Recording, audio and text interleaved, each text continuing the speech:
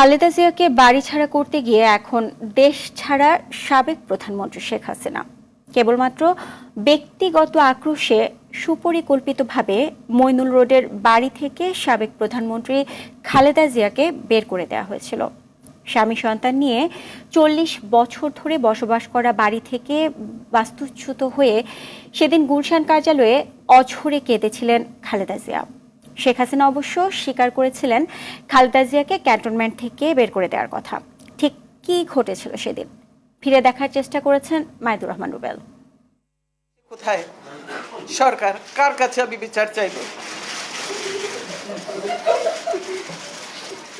সাবেক রাষ্ট্রপতি কিংবা সাবেক সেনা প্রধানের সহধর্মিনী নয়, বাংলাদেশের 3 বারের প্রধানমন্ত্রী তৎকালীন বিরোধী দলীয় নেত্রী খালেদা জিয়া। কি এমন ঘটেছিল যে এক কাপড়ে নিজ গৃহ থেকে অপমান অপদস্থ করে বের করে দেওয়া হয় তাকে?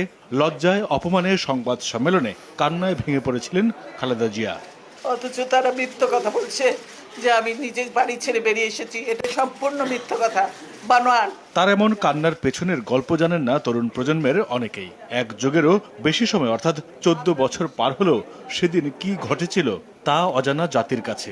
13 নভেম্বর 2010 3 বারের প্রধানমন্ত্রী বেগম খালেদা জিয়াকে তার স্মৃতি বিজড়িত বাড়ি থেকে কিভাবে বের করে দেওয়া হয় তার কিছু ভিডিও পাওয়া যায়।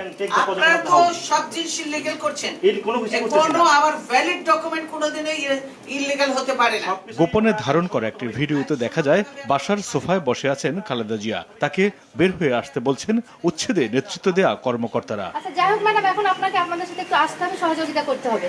না, আমি এখন বের হব। আপনি কখন বের হবেন? খালেদা জিয়া সুপ্রিম কোর্টের আপিল শুনানি অবধি অপেক্ষা করতে বললেও সে কথা কানেই তোলেননি উচ্ছেদকারীরা। তারা 29 তারিখ ডেট দিয়েছে শুনানির জন্য। শুনানির জন্য।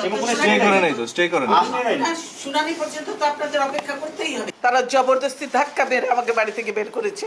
সংবাদ সম্মেলনে খালেদা জিয়া জোর করে তুলে নিয়ে আসার যে অভিযোগ করেছিলেন, গোপনে ধারণ করা ভিডিওতে মিলল তার সত্যতা। দরজা খুলতে অস্বীকৃতি জানালে বাসার দরজা ভাঙার শব্দ পাওয়া যায় সেই ভিডিওতে। পরবর্তীতে গণমাধ্যমের যখন খালেদা জিয়ার বাসায় যাওয়ার অনুমতি মেলে তখন দেখা যায় শোবার ঘরের দরজার তালা লাগানোর জায়গাটি ভাঙা, বাড়ির মূল ফটকের সিটকিনিও ভাঙা। তবে সে বিষয়ে কোনো বক্তব্য পাওয়া যায়নি তৎকালীন দায়িত্বপ্রাপ্তদের। যদিও সংবাদ সম্মেলন করে তৎকালীন আইএসপিআর কর্মকর্তা খালেদা জিয়াকে বের করে দেওয়ার কথা অস্বীকার করে উল্টো তার উপরই দোষ চাপিয়েছিলেন।